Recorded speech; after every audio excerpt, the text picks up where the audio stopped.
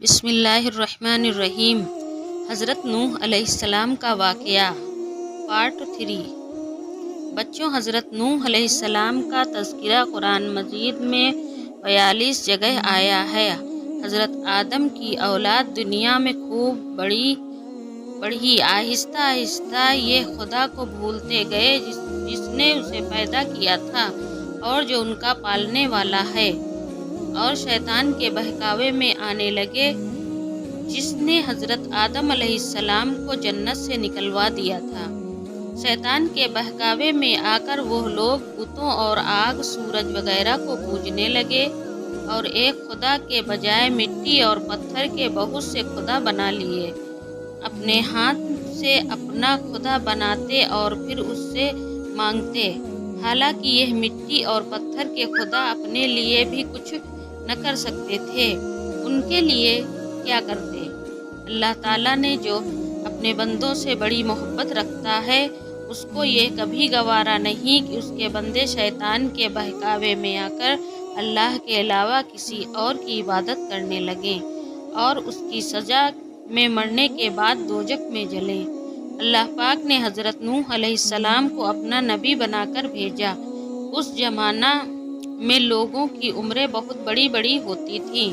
حضرت نوح علیہ السلام 950 سال تک اپنی قوم میں وعظ کرتے رہے کہ اے لوگوں، صرف ایک اللہ کی عبادت کرو اور میرا کہا مانو، وہ تمہارے گناہ بخش دے گا۔ لیکن لوگوں نے حضرت نوح علیہ السلام کی باتوں کو نہ مانا اور اپنے کانوں میں انگلیاں دے دیں اور کپڑے اوڑھ لیے تاکہ حضرت نوح علیہ السلام کی آواز کانوں تک نہ پہنچے۔ حضرت نوح علیہ السلام نے ہمت نہ ہاری، وہ برابر سمجھاتے رہے اور کہتے رہے، اے لوگوں، اللہ سے معافی مانگو، وہ بڑا معاف کرنے والا ہے۔ وہ تم پر آسمان سے بارش برسائے گا تاکہ تم خوب اناج پیدا کر سکو اور اس کے ذریعے سے بڑے بڑے باغ پیدا کر دے گا، ان میں نہریں پیدا کر دے گا، تمہیں مال و دولت دے گا اور بیٹے دے گا۔ تمہیں کیا ہو گیا کہ تم خدا کو نہیں مانتے؟ حالانکہ اس نے آسمان بنائے، چاند اور سورج بنائے، اس نے تم کو مٹی میں پیدا کیا اور پھر اسی مٹی میں ایک دن تم مل جاؤ گے اور پھر قیامت کے دن اسی مٹی سے تم کو دوبارہ زندہ کرے گا۔ لیکن لوگوں نے اپنے بتوں کو نہیں چھوڑا اور حضرت نوح علیہ السلام سے کہنے لگے کہ ہم اپنے بتوں کو ہرگز نہ چھوڑیں گے اور ہم تو تم کو اپنے جاس آدمی ہی دیکھتے ہیں، اور تمہارا کہنا بھی صرف چند غریب لوگوں نے مانا اور ہم تو تم کو جھوٹا سمجھتے ہیں۔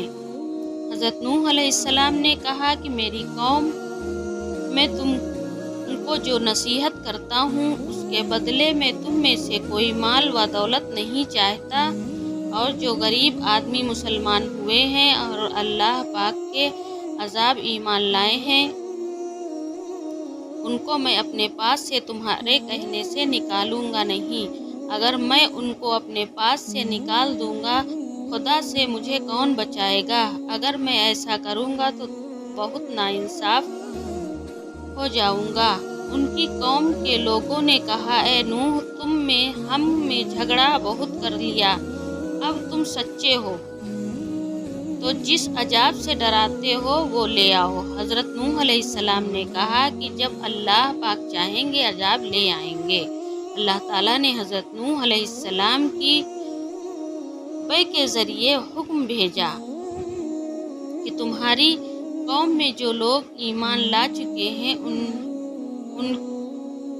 سے علاوہ اور کوئی ایمان نہ لائے گا۔ تم غم نہ کرو، ایک کشتی بناؤ۔ حضرت نوح علیہ السلام نے خدا کے حکم کے مطابق کشتی بنانی شروع کی۔ جب ان کی قوم کے سردار ان کے پاس سے گزرتے تو ان کو کشتی بناتے ہوئے دیکھتے تو ان کا مذاق اڑاتے۔ حضرت نوح علیہ السلام ان کے مذاق کے جواب میں کہتے کہ آج مذاق कल जब तुम्हारे ऊपर अजाब आएगा तो उस वक्त हम तुम्हारा मजाक उड़ाएंगे।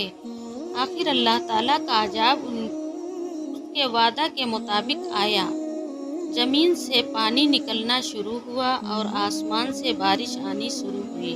अल्लाह ताला ने हज़रत नूह अलैहिस्सलाम को हुक्म दिया कि सब जानवरों का एक एक जोड़ा किश्ती में सवार कर लो, और जो लोग तुम्हारे ऊपर ईमान लाए हैं यानी मुसलमान हो गए हैं उनको सवार कर लो। हज़रत नूह अलैहिस्सलाम ने उस कश्ती में सवार होने वालों से कहा कि अल्लाह ताला का नाम लेकर इस कश्ती में सवार हो जाओ कि इसका चलना और ठहरना उसी के हाथ में है। अल्लाह ताला बड़ा बख्शने वाला मेहरबान है। किश्ती उन सब को लेकर लहरों में चलने लगी तो उस वक्त हज़रत नूह अलैहिस्सलाम ने अपने बेटे से कहा, ए बेटा, हमारे साथ सवार हो जाओ और काफिरों के साथ मत हो। उसने कहा, मैं किसी पहाड़ पर चढ़ जाऊंगा और वो पानी से बचा लेगा। हज़रत नूह अलैहिस्सलाम ने कहा कि आज खुदा के अजाब से सिवाय खुदा के कोई बचाने वाला नहीं। इतने में दोनों के दरमियान एक पानी की लहर उठी और वो डूब गया। फिर खुदा ताला ने ज़मीन को हुक्म दिया कि अपना पानी निगल जा, और आसमान को भी हुक्म दिया कि अपना पानी बरसाना बंद कर दे, यहाँ तक कि पानी खुश्क हो गया और तमाम काफिर दुनिया में ख़त्म कर दिए गए।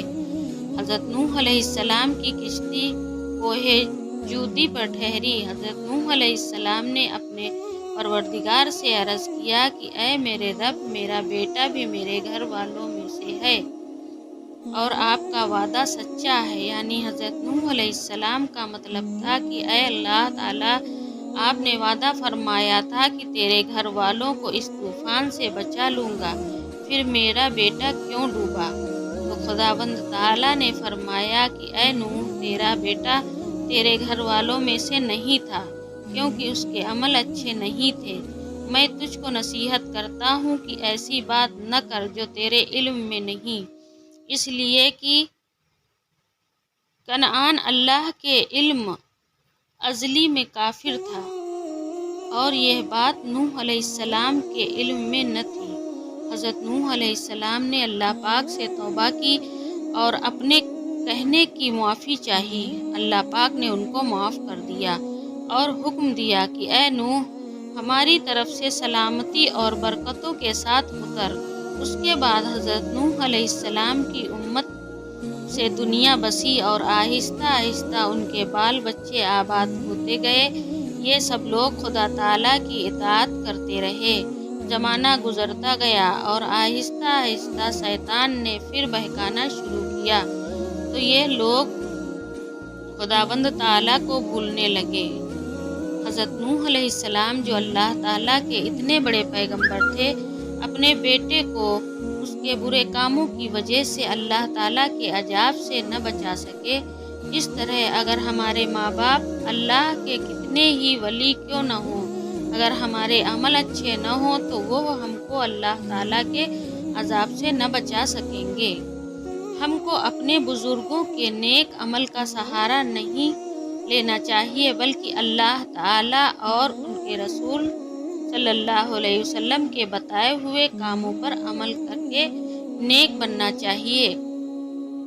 इसी वजह से अल्लाह ताला ने कुरान मजीद में कहा है कि अगर तुम एक ज़र्रा बराबर भी नेकी करोगे तो उसका बदला हम तुमको देंगे, और अगर ज़र्रा बराबर भी बुरा अमल करोगे तो वो भी तुम्हारे सामने आ जाएगा। अस्सलामु अलैकुम।